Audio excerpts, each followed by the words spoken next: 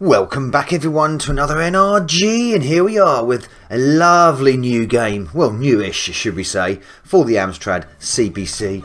It's 2021 by the Morita Team, famous for their Spectrum homebrews and stuff like that, but here we have Shovel Adventure. And this was the winner of the 2021 CPC Retro Dev competition as well, and rightly so in my mind. I think this is a wonderful game. Wonderfully presented, excellently drawn, excellently coded, more excellently paced. That's one of the things I really like about this game. The pacing is absolutely properly spot on. A lot of these top-down kind of maze adventure games. When I say adventure games, that's a bit weird. I'm getting caught up by the fact it's called Shovel Adventure. It's a top-down maze game where you've got to collect the jewels and avoid the baddies, as it were. A myriad of baddies. The mummies, the cobras, the biting beetles, all that kind of shenanigans we love. And it has callbacks to a lot of other classic sort of Amstrad games, such as Oh Mummy and Fast Food. It has a sort of like a tinge of that going on as well.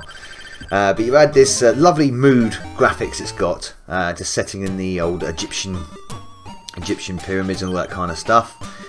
Great music as well, really good music, nice renditions of music, excellent work by McLean as always. And the object of the game is to basically go around and collect the gems by digging them up with your trusty shovel, and that's the weapon of choice, is this shovel.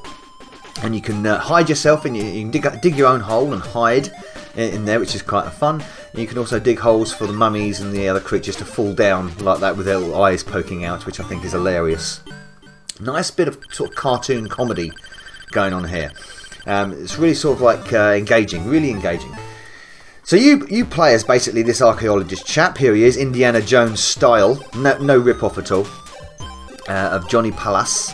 And you've got to go around the Egyptian chambers and collect the jewels, essentially. The lost Egyptian chamber of Aloha Flowers. Ooh, it's got a nice story. The story is even quite engaging. But I love the colour palette that they've used here. They've used lots of browns and yellows, but they've used them to very, very good effect. Lots of nice stippling going on as well. And the patterns on the side, the hieroglyphics. That's a word I couldn't get out very well. Nice. They've obviously chucked in all the typical Egyptian stereotypes, but that's what's really fun about it. It sort of gives it that sort of gives it a great look, a really, really good look. So with the cartoon humour. The fact that your weapon, as it were, is a gardening tool. Wouldn't a spade be more effective though to sort of dig up things? I mean, a shovel. I mean, I've done a bit of gardening, and using a shovel to dig holes is pretty. Oh my word! I'm gonna get done. He spins around. Look at that. Got done by the cobra there. Yeah, loads of levels to this as well. Loads of stuff. Lots of humour. Lots of fun. Lots of things to do. I think 40 rooms in this pyramid. 40 rooms. Get all the gems. Work your way through the mazes. Little puzzle. The puzzles aren't heavy. They're not complicated. They're very, very easy to sort of work out. But it's sort of like the timing, moving around, avoiding the baddies, getting the jewels. Very good, excellently designed. I love the presentation. One of those presentations that's like got the intro sort of sequence to it with the story, and with them accompanied by McLean's excellent music. So a game is always good when it's got McLean's music in it. Let's be honest, it really is. So it's excellent work from the Morita Team here. Really good stuff. I really rate this game. It's kind of one of those games where you wish you'd had back in the day. It feels like it should have been released sort of like in the early 90s, one of the sort of later games from the Amstrad. It has that kind of feel to it, where it's got that kind of vibe going on.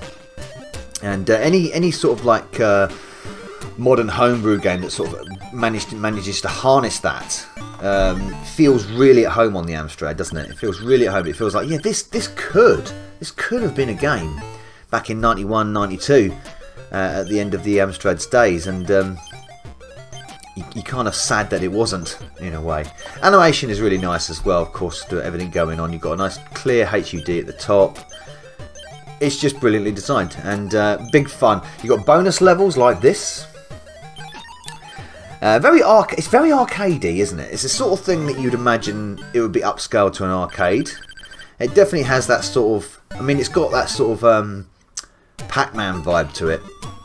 Yes, it's a lot more in-depth than the simple pill collecting, avoiding the ghost style of Pac-Man. But it's a maze, and you know, you've got to collect certain things and avoid certain things, and you're kind of taking a bit of a fast food dizzy and a bit of Boulder Dash in a way, a little bit of a slightly Boulder Dash. I wasn't too much of that. Oh, mummy, certainly it's got. I've got the rainbow. Look at that. He's invincible. You certainly got that homage to Oh Mummy is definitely there. It's like a you could say it was an Oh Mummy 2 in a way. Because obviously Oh Mummy is a very simple game. And this is a lot less simpler than that. There he goes. I've dropped him down the hole and I've buried him. Oh, I love that. You can bury the bastards. That's so fun. And I've got my super speed now. And the colours do change as you progress through the levels as well. So the levels do evolve, which again is a kind of nice thing. And there's the time limit on it is it's pretty tight. The time limits are pretty tight. They're not overly strict, but you've got to keep your eye on the time limits for sure. You can't hang around for too long.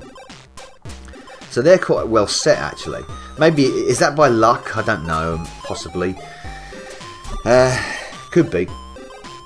But yeah, bury your old enemies. That's kind of fun. Kind of fun. You're certainly going to enjoy the game for quite a while. Lots of bonuses and power-ups you can get as well. So I've got super speed. You've got a freeze icon where you can freeze all the enemies on screen. And invulnerability, of course. Everybody has an invulnerability. Got to have one of those. So yes, very nicely done. And it's another one of those games which wins CPC Retro Dev, which has all the polish. You know, it has all the polish. It's not only a good game. It's got brilliant, really lovely done graphics, excellent sound, excellent presentation, and more so the gameplay.